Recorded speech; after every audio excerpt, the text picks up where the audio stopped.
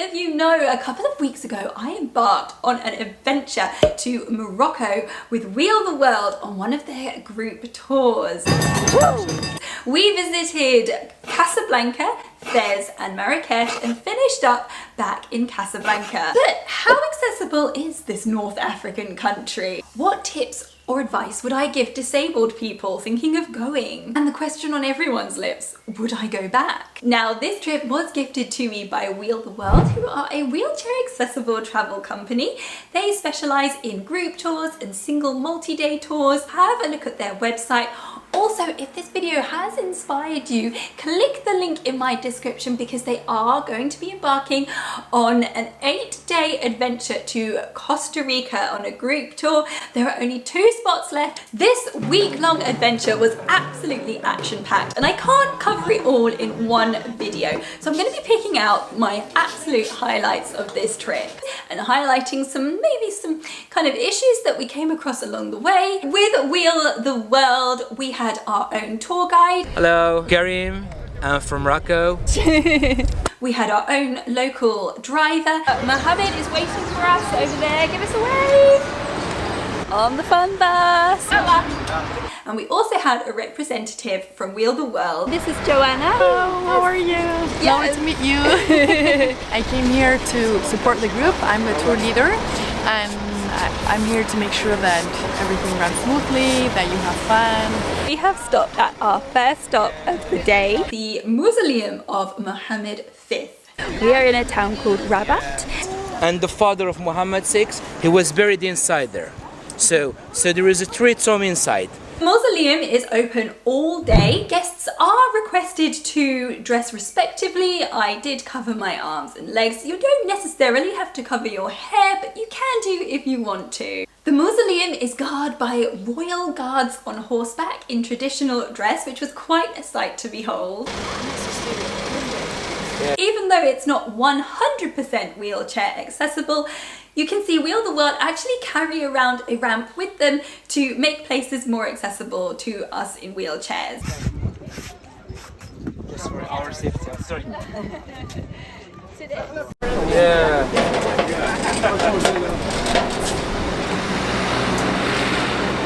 Next, we visited the Casbah of the dais. I wouldn't say that this was extremely wheelchair accessible. It was up on a hill, which I had to be pushed up. But once inside, it was relatively accessible. Military was live here inside. And the oldest city, Medina, is by other side. So always the Casbah is near to the oldest city.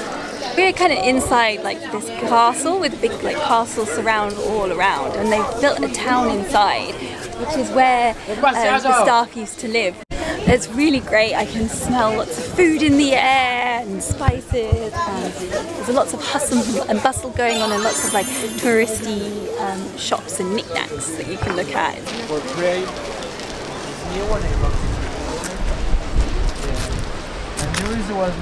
A little bit uneven in some places, but to be honest with you, where do you go where it's not uneven in some places? As you know, I decided to bring my old wheelchair on this trip, but they've got the rubber grip handles and they are absolutely burning the bejeebers out of my hands. It's really, really hot, but luckily we've got the push handles and Joanna is on hand to give me a helping hand, and she's a very good driver.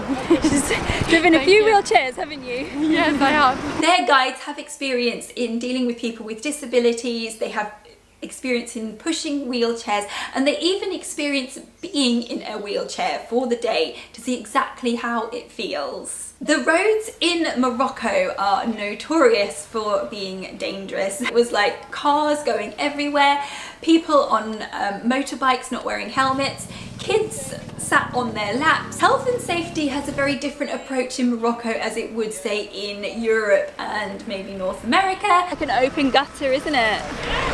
That's wild. And not everywhere has dropped curbs. So that Come on, okay. well, you can just do that. Okay. Let's go. Thank you. You're welcome. It is day 2 on the fun bus. But today is going to be a bit of a slower pace. Really excited now to see what today brings. Next we visited Volubilis. Say hello to Jane. Hi, Rana. Welcome to Volubilis. It was the most beautiful thing that I saw. We're currently at some Roman ruins. We're having a completely guided tour. The terrain is very uneven, very rocky, and it looks like we're going up some hills as well. So luckily, they have organised someone to help me and to push me. Yeah. I'm just gonna. Oh, okay.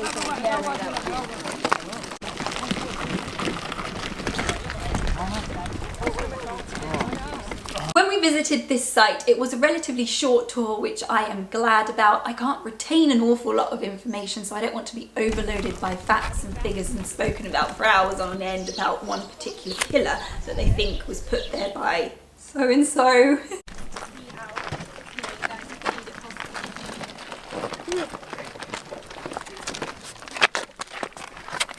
You did it! Yay! I definitely made the right decision in bringing this chair for sure. Good morning, my wonderful friends. It is day 3. I'm feeling super chilled and perky today. I'm so sorry to interrupt. You may be thinking, where are the hotel room tours? Because you know as much as anyone that I love a room tour. But this video was getting rather long, so I did them in the form of shorts. So go up here and have a look. Today we are going into Fez Medina. We're going to the markets there. We're also going to be stopping off at a ceramic factory as well, which I believe is the largest ceramic factory in Africa. But I'll just show you, we've got our lovely driver Mohammed is waiting for us over there. Give us a wave. This is our wonderful accessible van, which has taken us around all these places, and Mohammed has been amazing at helping us get in and out. We're at the ceramic factory, which is really exciting. Obviously, typical Gem needs a wee before we head in, but the toilets are really clean, don't smell, and they've got 2 disabled toilets. And they're a little bit small, which I could just about squeeze into. However, there weren't any grab rails. I'm not complaining. North Africa's largest ceramic factory, Naji, I think it's called, which has been established for nearly 90 years. This was fantastic and a definite highlight with myself and a lot of other ladies in the group. We got to see how the clay was made, how it was molded. Yeah. Because if we make it so soft. Yeah. How they put the mosaics together. Yeah.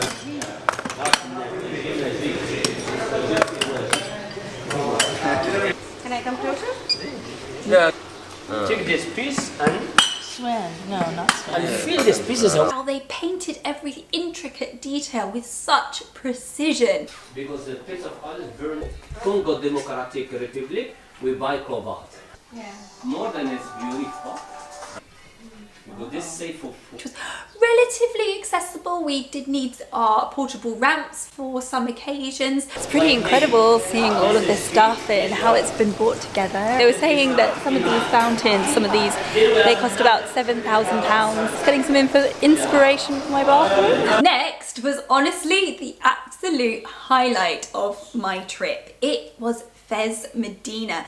Founded in the 9th century, considered one of the most extensive and best conserved historic towns of the Arab Muslim world. It is definitely advised to take a guide because you will get lost. How amazing is this? This olive, you see the olive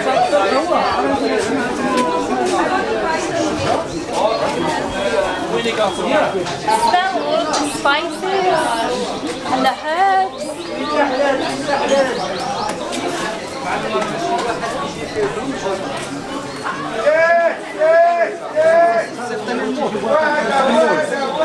It's very authentic and very Moroccan. There are so many sights and so many smells. Some good, some not so good. It's definitely quite an experience. All the copper here. I can even smell the copper. Can you smell it? Yes, so good.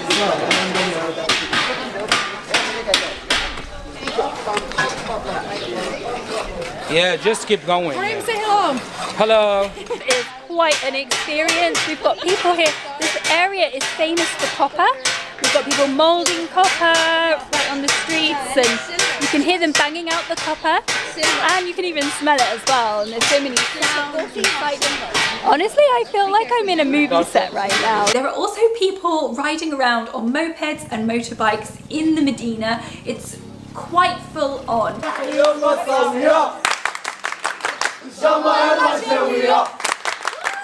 It's definitely best to be aware and do your research before you go. But for me, I absolutely loved it. We saw how the carpets were made. It's the wool for make Fez carpets, and the silk for make carpet cover, and also the clothing. It was so exciting. I loved it. During this tour, we did have a long travel day where we traveled from Fez to Marrakech. Now this was about 6 or 7 hours, but it really didn't feel that long. We had multiple bathroom stops. We actually tended to stop off at the McDonald's, believe it or not, because those were the most accessible toilets. Some of the toilets were more accessible than others. On this journey, we stopped off for lunch at a very famous gas station, believe it or not, called Al Baraka, which I believe means blessing or power in Arabic. They have tagines on hot coals where they cook local chickens, lambs from the Atlas Mountains, and we just had the most amazing tagines. This honestly was the best meal on the whole of the trip. Whilst in Marrakech, we visited the botanical gardens called Jardin Majorelle. It's 2.5 acres of botanical gardens in Marrakech, which is famously associated with Yves Saint Laurent. People queue around the block to visit these gardens, so I would definitely advise that you book. Wow, how beautiful are these gardens, absolutely stunning, and the floor is so flat and smooth, it's like a wheelchair user's dream. However, I'm not sure how they would work in the wet. Definitely a slip hazard, definitely bear that in mind if you are walking with a mobility aid, that it could be slippy, but so nice. Let's go and see what else there is. And it reminds me a little bit of Australia. Got some really good toilets which I've just had to use. Architect, designer. Located in the gardens is the Berber Museum in the villa, which has fascinating, well-preserved Berber artifacts. However, unfortunately, I was unable to film, but it's definitely worth a look. It's not 100% accessible. You have to go in through the exit and then start. A bit like when you go to Disneyland, really. Whilst in Marrakech, you cannot not visit the Medina. Hey, we're here!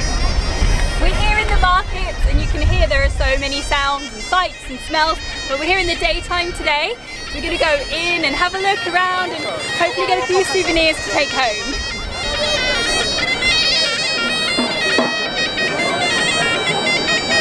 We visited by day and we visited by night. Wow, this is wild. I can smell all kinds of weird smells. Oh, we got horse and carts going right by us. Traffic everywhere. Wow. Scary. Okay. Well, like, we got you with you when you want to take a picture and do this. Yeah. So if you want to shop.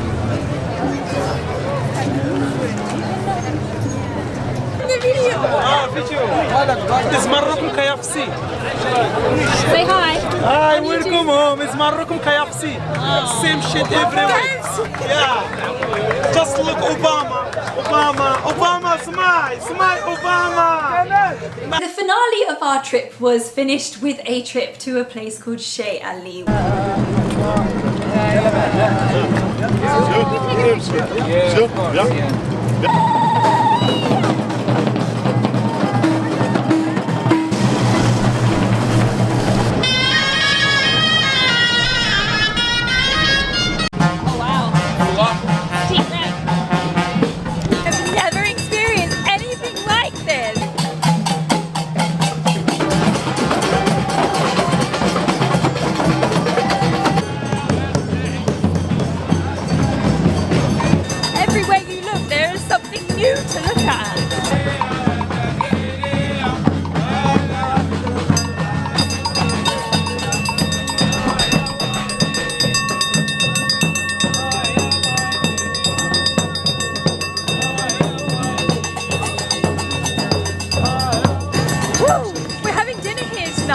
And there's like lots of different trying to see if we can get a bathroom though. I don't think there's an accessible bathroom. I was able to use a larger bathroom. Obviously there were no grab rails in there, but I really hope that by people in wheelchairs visiting more in Morocco, it will become more accessible. And this is what We All the World are hoping to do. They're hoping to raise awareness of the benefits of accessible tourism and how they can make places more accessible. Towards the end of the night, you're then treated to an amazing spectacle of people on horseback doing all sorts of wonderful tricks. However, unfortunately, because there were some VIP guests, we had to wait for them to finish their meal. 11 o'clock came and went, and we decided to call it a night. However, the group tour that visited Morocco with We All the World the previous year had an absolutely fantastic time. I think if you are thinking of going to Morocco, it is doable. I personally wouldn't recommend that you go on your own. I think that you should be aware that, like any city, has issues and is not 100% accessible. Disability is not the same for everyone, which is why I think it can be really hard to say, yes, this is accessible, or no, it's not. It will definitely come with its challenges.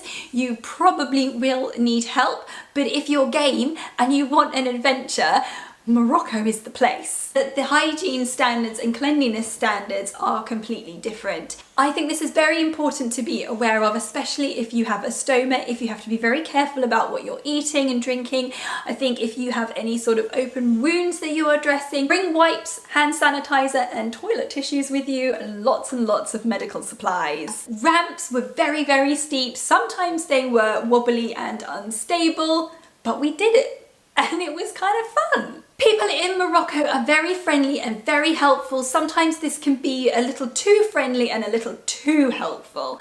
I did have people grabbing my wheelchair and pushing me who were complete strangers, and obviously that is not something that people in wheelchairs want. People in Morocco smoke inside in restaurants. Definitely something to be aware of if you are sensitive to smoke. Moroccan dirham is a closed currency. I was able to get the dirhams at the airport. Do you want to feel it?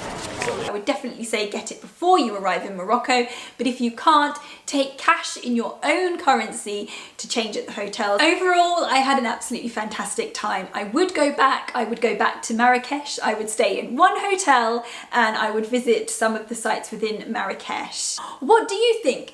Do you think you would visit Morocco, or have you visited Morocco? I know Ben from Adapt to Perform has visited and he absolutely loved it. Let me know if you have any tips for traveling with a disability, if you have any tips for traveling to Morocco. Thank you so much for watching. Make sure to check out the link in my description. Thank you again to We All the World for making this trip possible, and I hope to see you in my next video.